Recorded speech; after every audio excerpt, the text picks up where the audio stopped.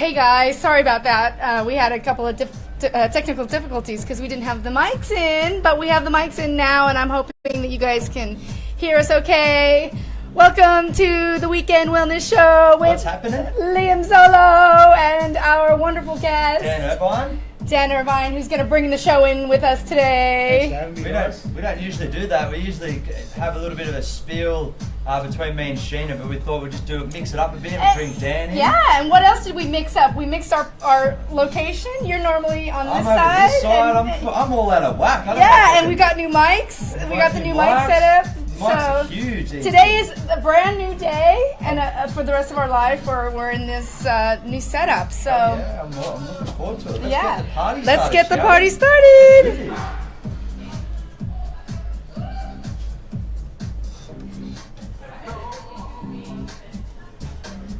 Ready to go, guys? Yeah.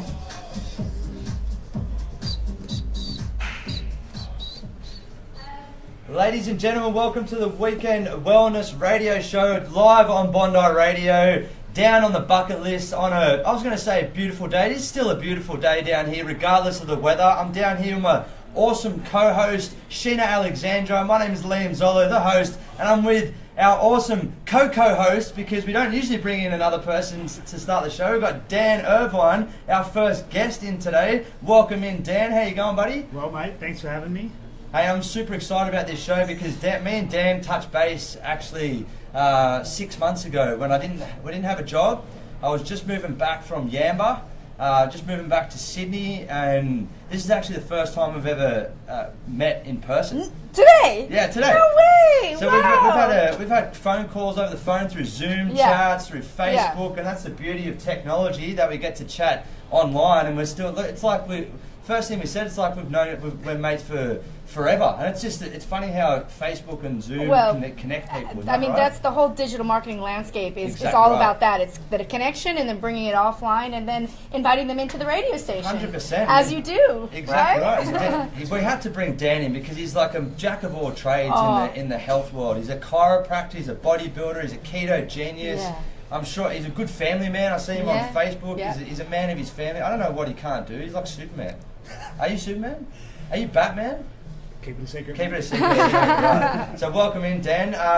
Mate, I wanted to split it up into three categories in a way. I want to first of all target the chiropractor world.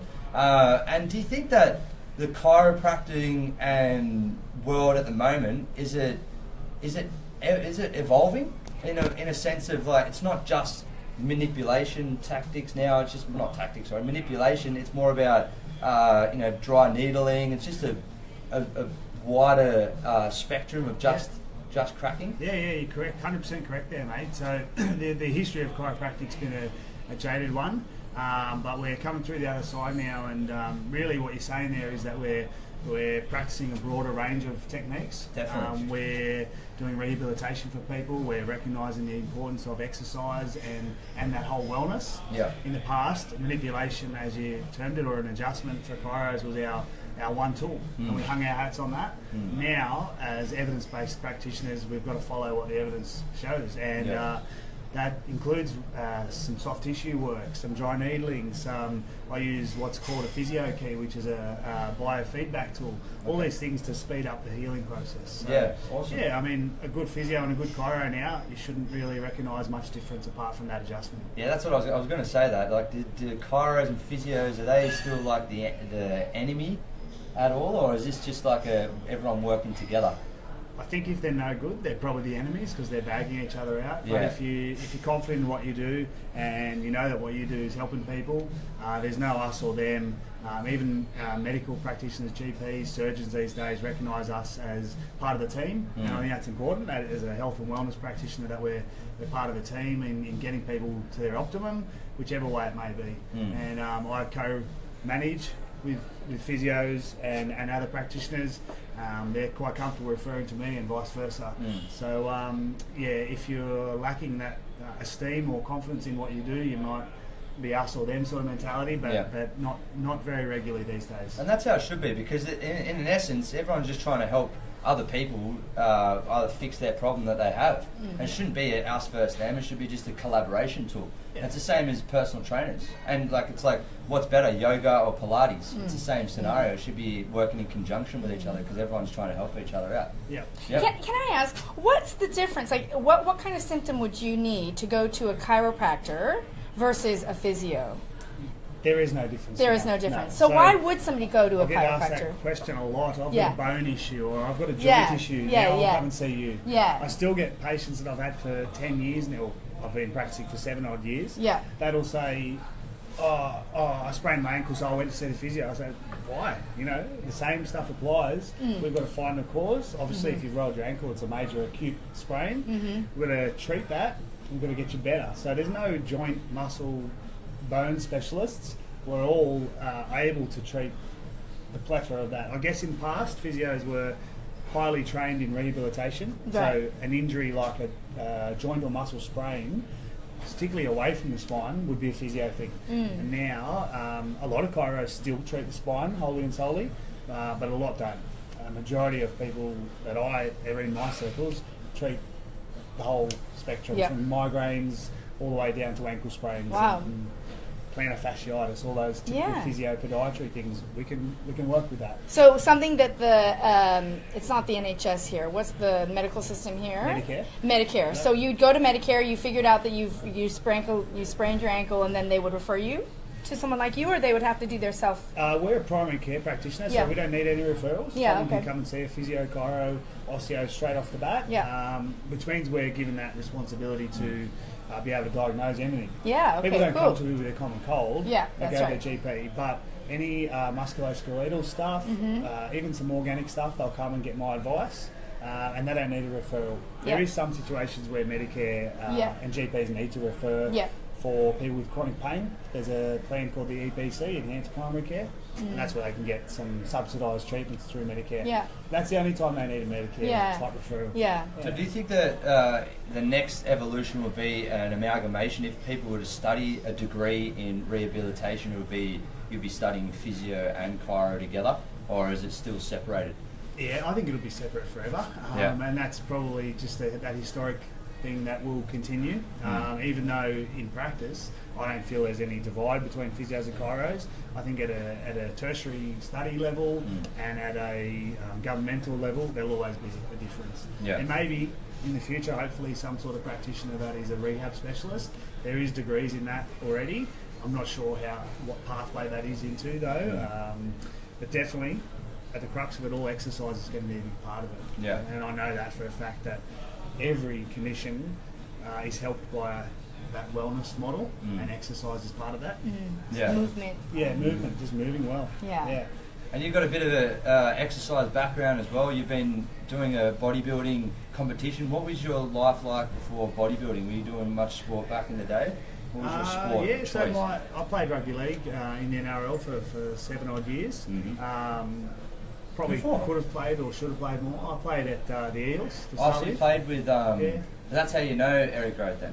Yeah, that's how I know Grove boys. Okay, cool. So I started with him in the Parramatta days, and then lots of injuries, sprained knees and whatever, too many surgeries, cut my career short. But that's when I sort of started studying chiropractic as a way to fix the things that I was going through. And then, I always stayed fit, training and whatnot. Bodybuilding was nothing I ever thought I would like to do. I looked at those people with the tans on and stuff and laughed out loud, that's for sure. But then, I was sort of at my peak fitness last year, and I'd been training for the Australian Ninja Warrior. Oh, wow. I was in the top 200 for that, so I was ready to go film, and ruptured my Achilles again, another injury. So that's when I thought, well, I'm lean, I'm fit, I'm healthy, why not try that as a different challenge? So I went into the bodybuilding comp this May, just gone, and that was heaps of fun. Yeah. Would you go back into the Ninja Warrior? No. That's been asked a lot, and I considered it a lot as well, but with my young family, as you mentioned, and work with the clinic there, if I'm not there, it's not working. So I can't afford another injury. I just don't want to go through that again. It was heaps of fun, and I'd love to do it, but unfortunately, no. So with the injuries, do you think that it's a certain body type that why you keep getting certain injuries, or do you think that it's a certain type of training that you're continuously doing, or a mixture of both? Yeah, I think definitely a mixture of both. Hopefully it's not my rehabilitation techniques, because I should be doing the right thing as a practitioner. Maybe you just want to continuously fix yourself. Yeah, that's right. Yeah, I really want to do that. Yeah. But the thing for me, I know that with this last one, the Ninja Warrior, I only had sort of 2 months to become a ninja. Yeah. As such, I wasn't a ninja. I'd done a lot of CrossFit type training and whatnot. But that sort of training is really specific. Like, it's straining your fingers on holding onto little rock ledges and running up that wall. That's how I ruptured my Achilles. So I think I did too much too soon in that instance. Yeah, Yeah, running up the wall, you know, I mean, Well, who does that, right? I'm a 35-year-old male that doesn't sprint, and I decided to sprint up the wall. And looking back, of course, it was going to happen. Yeah. But so that was just silly on my behalf. But Yeah. had to do it because I wanted to get there. Exactly Yeah, right. I had a goal that I wanted to go towards, and sometimes you push the envelope a bit too much. Too far, too soon. Yeah. Yeah, I did the North Face 50, and I trained and I ran, and I was up to 21 Ks of flatland, right? And then I get to the Blue Mountains, and it's like uphill, downhill, and oh my goodness, my legs were, bit of strain, oh yeah. my gosh, I couldn't even walk. 50 I needed Ks. 50 hours with you afterwards, but yeah. Yeah, I did the same thing. I ran a marathon and I only gave myself 28 days preparation. Did the Sydney Running Festival a couple of years back, and I got to about the 30.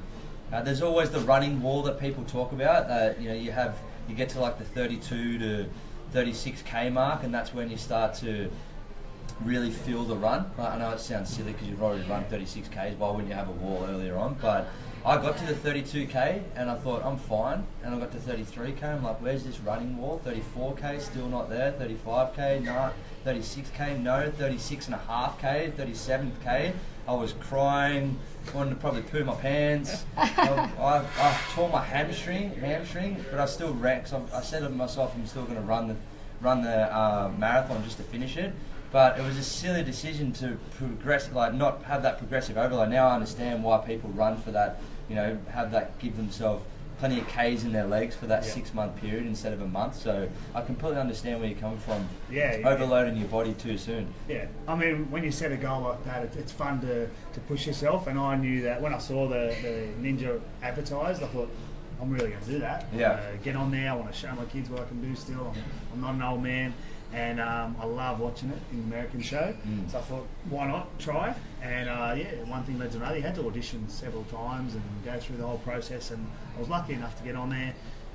But yeah, you're right. So you were on the show. You were on the show. I didn't get it to the filming. It was 2 weeks before they filmed the show. Yeah. And unfortunately, And didn't even get to do it. I thought of sort of just hobbling on and pretending I wasn't injured. Then they sent the medical waivers out, so I was, you're done there. Yeah. You're done there.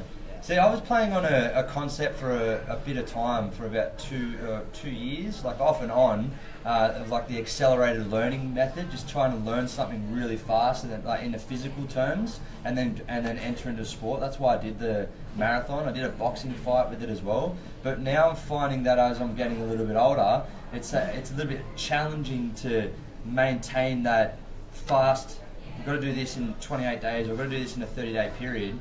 Do you think I'm getting older, or is it because I'm lacking that mobility, flexibility, and that overall strength, like the overall putting my body under stress, so that I can compete in multiple sports? Yeah, I'd say both. So as we age, typically we get less flexible in soft tissues, but also less flexible in our learning capacities. Yeah. So I think that what you're sucks. saying, it does, but that doesn't mean that's going to hold us back. Yeah, exactly All right. it means we've got to be smarter. Yeah, so, 100%. You and I should have given myself 6 months preparation for Ninja Warrior. You should have done 3 to 4 months of preparation, and you would have been fine. Yeah. But, I should have run hills and hills. as you know, the whole principle of specificity, if you're going to train for something, you've got to do it specifically. Yeah. You've got to progressively overload. Yeah, exactly right. Not smash out 10Ks on the first day, 20. That's legitimately, that's exactly what I did as well. It was a silly decision. Yeah. So if people, do you think, from a rehab point of view,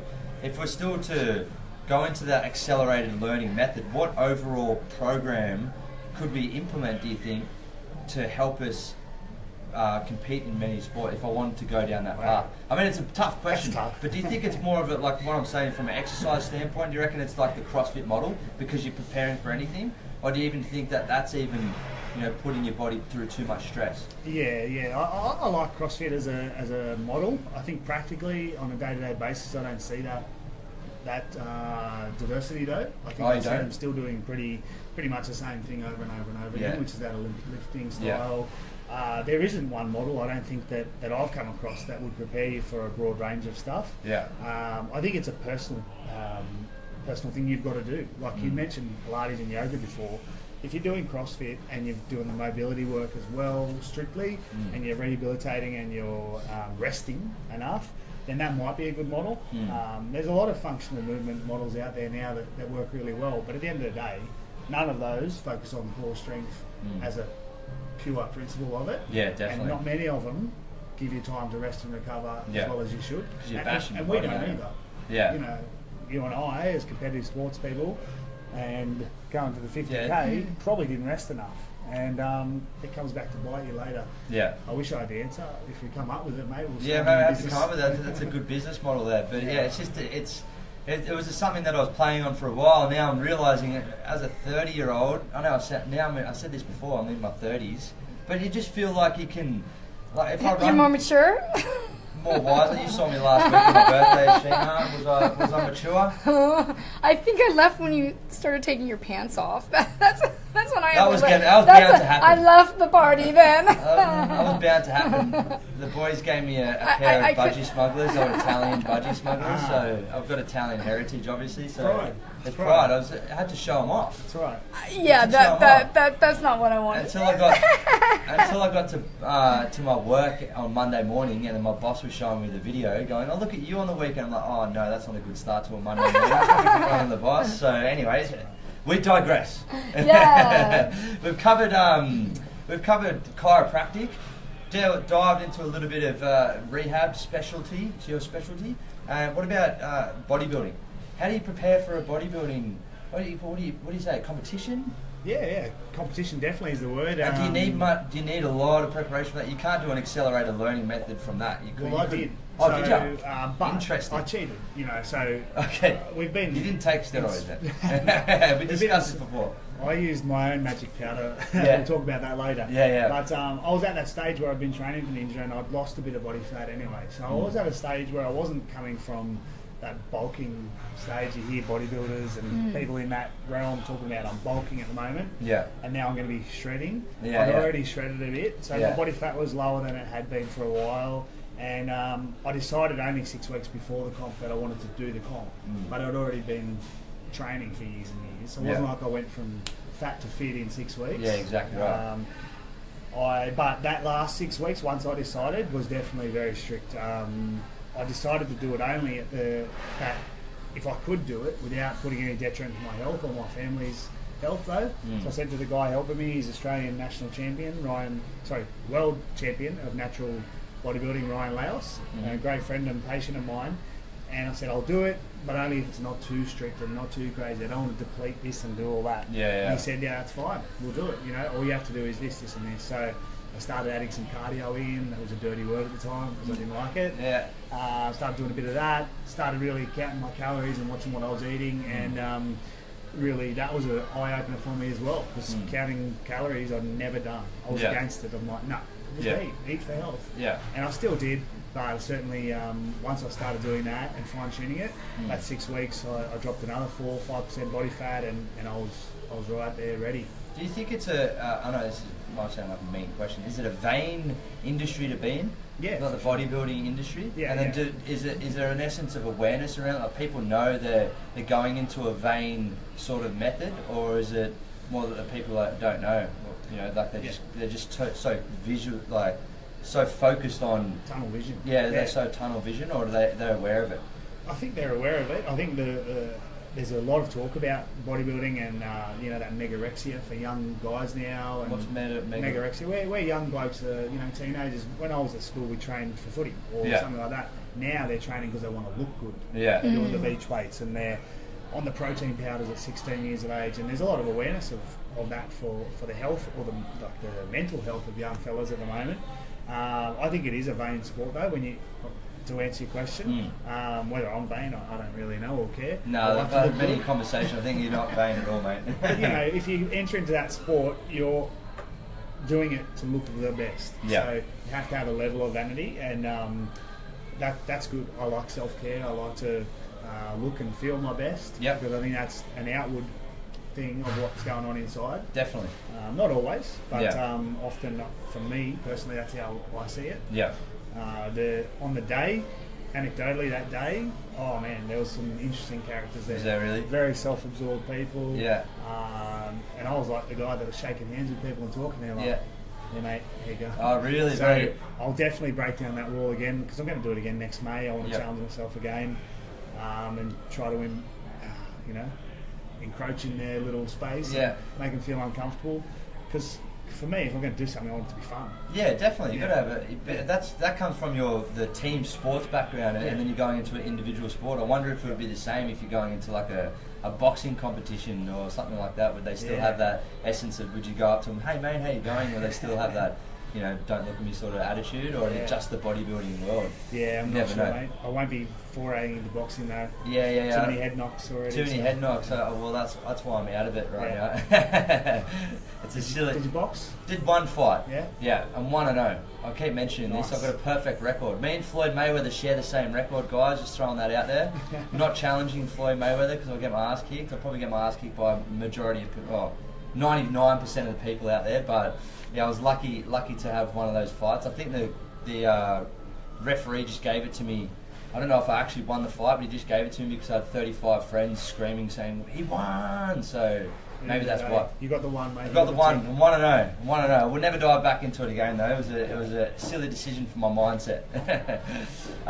So what about the keto style then? How did that implement into the bodybuilding world? Do you reckon that's something that more people will be implementing into their into like bodybuilding, instead of protein powders and pre-workouts and creatine, you could go down the keto way of life? Oh yeah, for sure. So for me, keto was nothing I ever really looked into or heard about. It was a disease process, ketoacidosis, that we were taught about in pathology back in uni days. Diabetics go into that state. Anyway, it's not that. But I'd never really looked into it. At the stage when I started reading about it, a good friend of mine, Keegan Smith, whom you know, he coaches some coaches as well, similar to yourself. I really respected his opinions, and he was talking about ketogenic diet, and then he started talking about keto supplements, and I thought, well, what's that?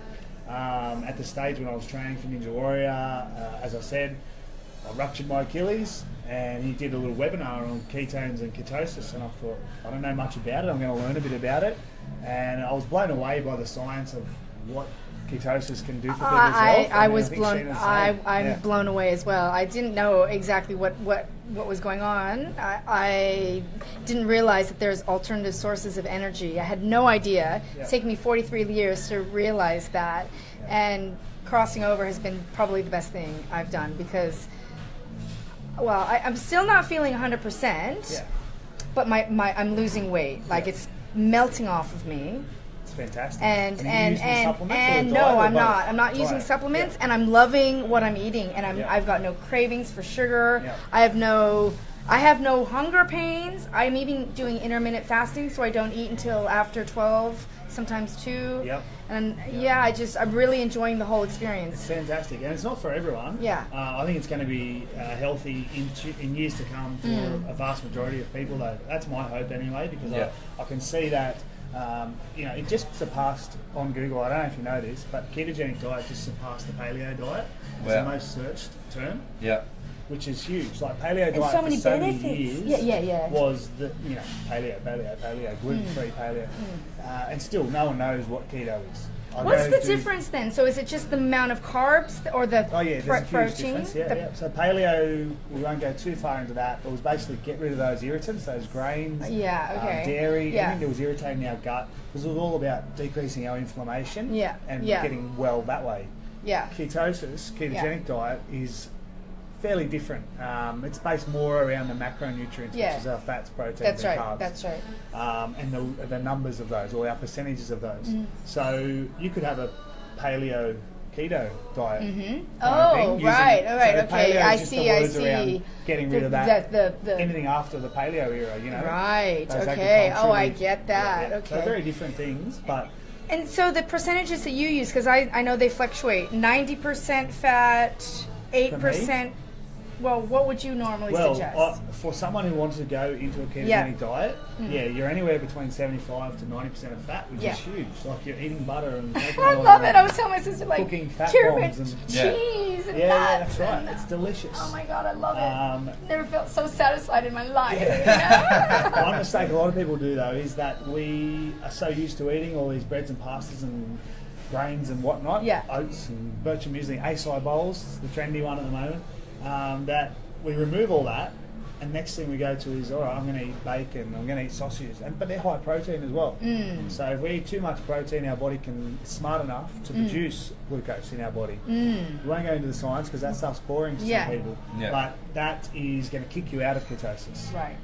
So really? keto diet is one thing. For me, I've never eaten a keto diet. I stick with a well-balanced protein, fat, carb ratio that I feel works best for me. When I ate keto diet, I felt a bit sluggish. I probably didn't push through the keto flu, which was happening, and that's for some people, they'll recognise that. Do some reading on this stuff, guys. Like it's absolutely amazing. I know you did when we met.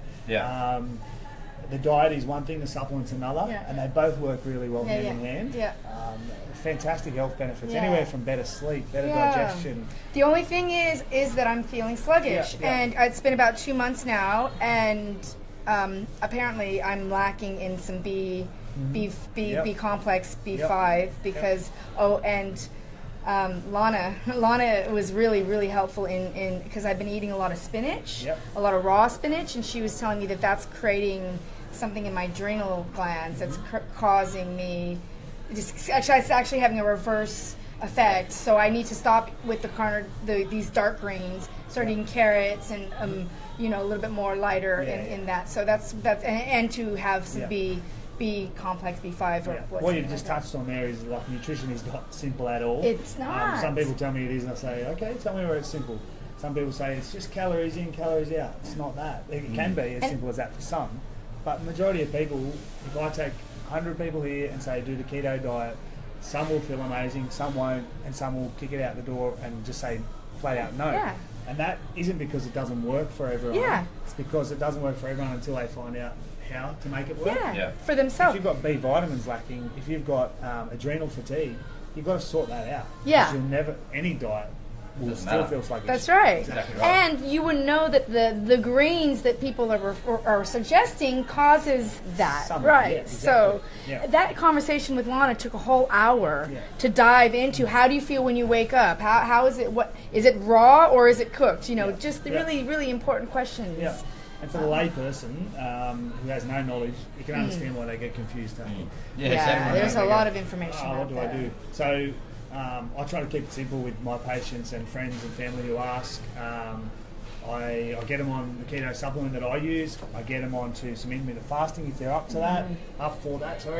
And do you mind if I dive into what that is? Yeah, for sure, 100%. Because a lot of people would not have a clue what that is. There's a few types as well, isn't there? There's heaps of different types. The simplest form for me is to fast for periods of the day, and or feed for period of the day. So what I do, similar to what I think Sheena said she does, is I'll only eat between 12 p.m. and 8 p.m. And I'll shut down till I eat again at 12 p.m. the next day. So I'm fasting for 16 hours a day, or I'm eating for an 8-hour window. And then, I used to think that was crazy. I can't not eat breakfast. I can't not eat.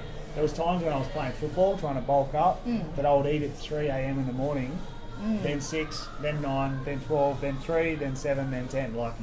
8 every 3 meals hours. a day. And it was just so foreign for me, and I'd be hungry too. Now I wake up, I'll have my supplement, I'll go to the gym, I might have a fat coffee, so put some MCTs in my coffee. Then I'll have lunch at 1 or 2. 12 maybe if I do start to get hungry, and I'll fast for the rest of that period, and that's got heaps of health benefits itself. Particularly when you look at diabetes and metabolic conditions being a big factor in society today, costing us billions. If we can increase people's insulin sensitivity and we can get them off sugar and get them onto an alternate fuel source, I'm not talking that everyone has to get off all carbohydrates. I don't believe that's right. Don't tell the Italians that. Yeah, right. Hey, I've got a few Italians on keto. They love it. They love it. We weaned them off carbs. Yeah, that's it. It takes a bit of time. And it's about choosing the right times as well, like carb timing and that sort of stuff. I'm fine. You're right, man? Yeah. Carb timing and that sort of stuff is important as well. So, Yeah. So do you do that every single day? 6 days a week. 6 days a week. On Saturdays. Cool. I'm You're free bird. cooking brekkie for the kids. Cool. And might have some keto pancakes, or Ooh. I try to up my calories because on a day-to-day basis, Yeah. if we're constantly in a calorie deficit, that might become our new set point. And we don't want our metabolism to get too sluggish. So I'd give that a boost. That's my belief. Some others might not do that. But I believe giving myself that mental rest as well, having 3-4 meals that day, and often Saturdays, like I'll be out doing something like this, or I'll be at a party, or and I'll eat. I'll just eat. So that gives me a calorie kick up. Yeah. It kick starts my metabolism. It stokes the fire. Yeah. And then the rest of the week I do. See, that's where I fell down in some periods, because I beat myself up that I'm not in ketosis, because as soon as I eat a sugary meal, I'm out of ketosis, and I'm like, how do I have that, that friendship? Like, we're put on this planet to socialise. We're put on this planet to have good foods with our friends, our family, to do what we're doing now, and have a coffee, have a conversation. Yep. Put on the planet to do that, and I felt sometimes where I'm like, I can't eat that, so I wouldn't socialise with someone because I couldn't eat what they were eating. Yep. So it's good to know that if you do go out and eat, it might be a spiking of your metabolism if you're so used to intermittent fasting. Yeah, I think an important thing you just touched on then is the psychology of eating as well. Like, if you're beating yourself up about eating a meal and not, or you're not socialising because you don't eat, and with bodybuilding comp, that's one time where I did feel that pressure to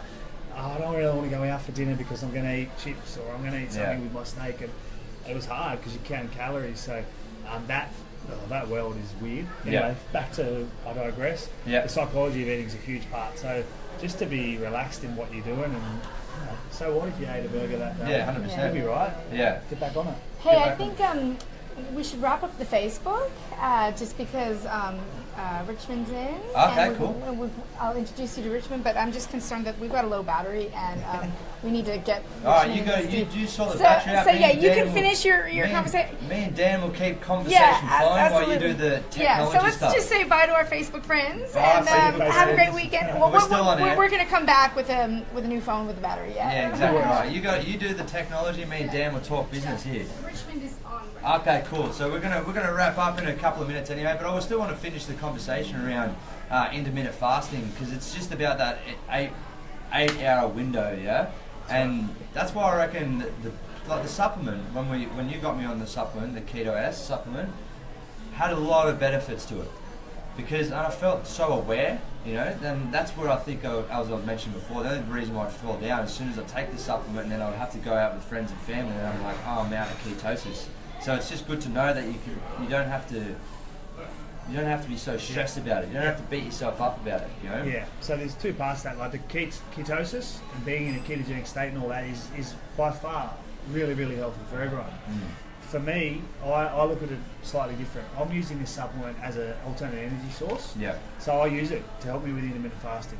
I use it to boost my energy through the day. I use it for increased memory and to decrease the inflammation in my brain. You know what? It did increase my memory. Like, my memory and my conversation seemed to flow a lot better. Focused. Yeah. The focus is better. So I think that is where the future of it will be. For me, that was really exciting, because I don't think everyone needs to be in a ketogenic state, and I think when we talk about that, it worries me.